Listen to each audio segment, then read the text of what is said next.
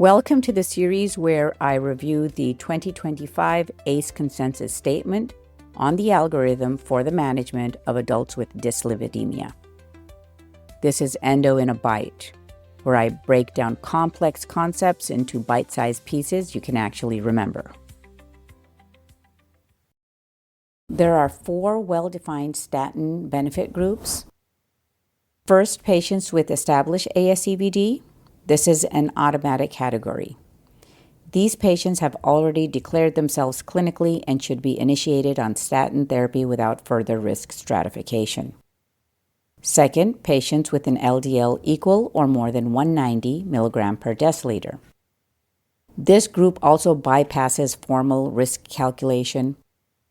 By definition, they qualify for statin therapy given the high lifetime ASCVD risk. Third, adults with diabetes between the ages of 40 and 75. All patients in this category should be on at least moderate intensity statin therapy. If the calculated ASCVD risk is equal or more than 7.5%, escalation to high intensity statin therapy is indicated.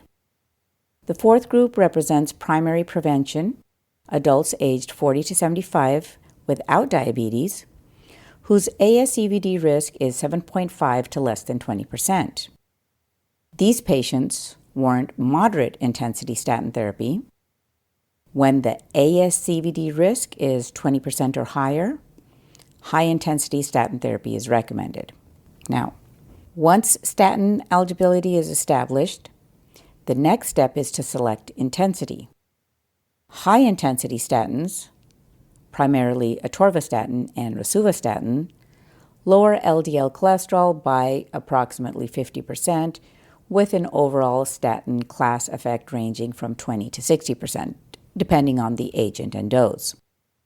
Moderate intensity therapy generally achieves 30 to, let's say, 50% LDL reduction, 49%, 50%, while low intensity therapy produces less than 30% reduction. In most high-risk patients, the working LDL goal is less than 70 mg per deciliter. At the initial visit, it's helpful to think prospectively. If 50% LDL reduction with high-intensity statin therapy will not achieve goal, additional therapy should already be anticipated. Ezetimibe remains the first line add-on to statins. However, its effect is modest. In patients who require a large absolute LDL reduction, or in those who remain above goal despite maximally tolerated statin plus ezetimibe, escalation is warranted. PCSK9 inhibitors offer a substantially greater LDL lowering effect, typically in the range of 40 to 60%, and are appropriate when ezetimibe is unlikely to achieve the necessary reduction or has already failed to do so in practice. In very high-risk patients, it is clinically reasonable to bypass ezetimibe altogether and proceed directly from statin therapy to a PCSK9 inhibitor. Bempedoic acid provides an additional 15 to 20% LDL reduction and serves as an alternative or adjunct option in patients who cannot tolerate PCSK9 inhibitors, lack access, or further require non-statin LDL lowering through a complementary pathway. Therapeutically, statins remain the backbone of LDL lowering. Ezetimibe is the traditional first add-on. PCSK9 inhibitors are the most potent escalation option, and bempedoic acid fills an important niche when PCSK9 therapy is not feasible. Importantly, there's a legitimate and guideline-consistent pathway in which clinicians move directly from statins to PCSK9 inhibitors when ezetimibe's modest effect will clearly be insufficient to achieve an LDL goal of less than 70 mg per deciliters. Now, let's talk about statins and myopathy.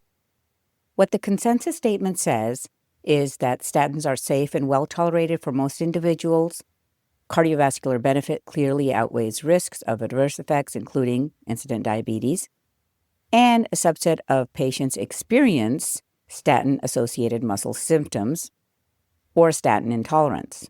Now, statin-associated muscle symptoms. Muscle complaints temporally relate with statin initiation. Symptoms include myalgias, weakness, muscle tenderness, and symptoms typically improve or resolve with dose reduction or discontinuation. AACE said, how do we confirm trial of at least 2 different statins? One statin should be tested at the lowest approved dose.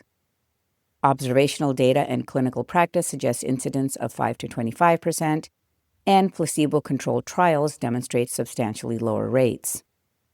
They also mentioned to correct factors like vitamin D deficiency or hypothyroidism, and additional risk factors include drug-drug interaction, substance use disorders, advanced age, certain ethnic backgrounds, and CKD.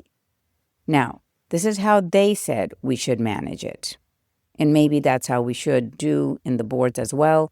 For mild symptoms, we consider statin challenge at a lower dose or switch to a better tolerated statin. We can also consider gradual dose up titration, consider intermittent dosing, consider transition to non-statin lipid-lowering therapy, and if LDL remains above target or re-challenge fails, proceed to non-statin therapy.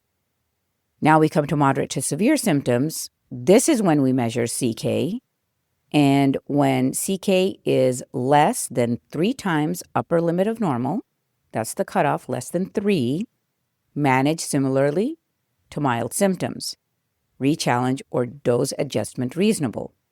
3 to 5 times, limited evidence to guide management. Above 5 times upper limit of normal or severe presentation, that's when we immediately discontinue. We discontinue if it's 5 times above the upper limit of normal. Rhabdomyolysis is rare, 1 in 10,000, and statin-associated autoimmune myopathy is also extremely rare. After stabilization and treatment, that's when we can use non-statin lipid-lowering therapies. Management of true statin intolerance includes in patients with established ASCVD or high-risk ASCVD risk. The evidence supports PCSK9 inhibitors and bempedoic acid. And then, obviously, they end with shared decision-making. In the boards, I think it's very important to recognize less than 3 times upper limit of normal. That's when we manage similarly to mild symptoms. And 5 times or above, that's when we stop. And 3 to 5 times, limited evidence. This was another bite-sized episode of Endo in a Bite. If a detail went by too quickly, don't worry. I've prepared the notes for you.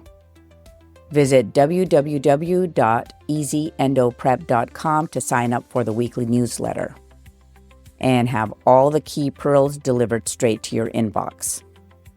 You can also purchase the full board review course there for deeper learning and ABIM exam preparation. Remember, stay consistent, and together we'll work through the AACE consensus statement on the algorithm for the management of dyslipidemia, one bite at a time.